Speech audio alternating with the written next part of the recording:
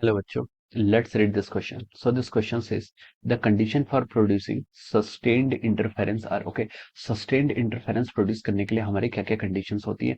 First में given है the phase difference between the interfering waves remains constant with time. ये क्या होना चाहिए आपका constant रहना चाहिए. सेकंड ने बोला है the interfering waves have nearly same amplitude levels. Third ने बोला है interfering waves are of same frequency. Fourth में बोला है interfering waves are moving in opposite directions. Okay, तो ए ऑप्शन में दिया आपका first second and third, B option में दिया second and third, C option में बोला third and fourth, D option में बोला फर्स्ट एंड फोर्थ. ओके, तो चलिए बच्चों इस क्वेश्चन का की कॉन्सेप्ट लिखते हैं. ओके, तो देखिए बच्चों इस क्वेश्चन का की कॉन्सेप्ट आप क्या लिख सकते हैं. यहाँ पर हमें क्या बताना है, इस क्वेश्चन में हमें बताना है सस्टेन्ड इंटरफेरेंस की कंडीशंस बतानी. क्या बतानी है आपकी, here we have to tell about the condition for our sustained interference. Okay, तो देखिए बच्चों सबसे पहले हम ये समझते हैं सस्टेन्ड इंटरफेरेंस का मतलब क्या होता है. सस्टेन्ड इंटरफेरेंस का मतलब ये होता है कि आपका इंटरफेरेंस जो पैटर्न बनता है वो क्या किसी लॉन्ग टाइम इंटरवल के लिए बनना चाहिए. It should not be short lived. Sustain का मतलब क्या होता है आपका टाइम पीरियड होता है, यानी कि किसी लॉन्ग टाइम पीरियड के लिए बनना चाहिए. The interference pattern should not be short lived. Short lived नहीं होना चाहिए. ओके, तो देखिए इंटरफेरेंस अगर हमें लॉन्ग टाइम के लिए बनाना है तो कौन कौन सी कंडीशन होनी चाहिए.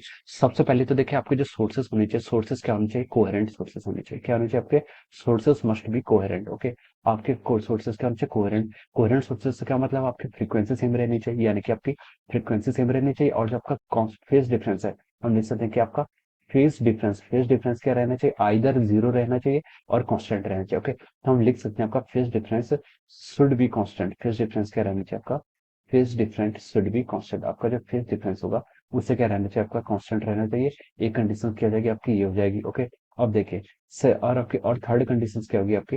देखिए इंटरफेरेंस सस्टेन करने के लिए और क्या बोल सकते हैं हम, आपकी फेज डिफरेंस कांस्टेंट रहना चाहिए, कोहेरेंट रहना चाहिए. ओके, और कोहेरेंट रहना चाहिए, फेज डिफरेंस कांस्टेंट रहना चाहिए. और आपका क्या रहना चाहिए, देखिए आपकी फ्रीक्वेंसी भी सेम रहनी चाहिए, यानी कि आपकी ओमेगा, जो आपकी क्या ओमेगा ओमेगा आपकी सेम रहनी चाहिए. Omega should be constant. Okay, आपकी जो एंगुलर फ्रीक्वेंसी है जो आपकी डिफरेंट डिफरेंट सोर्सेज की, वो आपकी क्या रहनी चाहिए, आपकी क्या रहनी चाहिए, कांस्टेंट रहनी चाहिए. ओके, और क्या कंडीशन हो सकती है, और कंडीशन ये हो सकती है क्योंकि इंटेंसिटी आपकी क्या होनी चाहिए, इंटेंसिटी ऑलमोस्ट मैच करनी चाहिए. इंटेंसिटी मैच करेगी तो देखिए हम बोल सकते हैं वहां पर आपका जो कॉन्ट्रास्ट होता है, कॉन्ट्रास्ट क्या होता है आपका, कॉन्ट्रास्ट क्या मिलता है आपको, ज्यादा मिलता है. ओके, तो इंटेंसिटी क्या होनी चाहिए, मैच्ड होनी चाहिए. इंटेंसिटी क्या लिख सकते हैं, इंटेंसिटी आपकी सेम रहनी चाहिए, या फिर उन दोनों सोर्सेज जो आपके इंटरफेयरिंग वेव्स हैं उनकी इंटेंसिटी क्या होनी चाहिए, मैच होनी चाहिए. ओके, और क्या कंडीशन हो सकते हैं आपके सस्टेन्ड इंटरफेरेंस के लिए. ओके, सस्टेन्ड इंटरफेरेंस के लिए और जो आपकी कंडीशन सकती है, आपके जो सोर्सेस होने चाहिए, जो आपके क्या होने चाहिए, सोर्सेस होने चाहिए.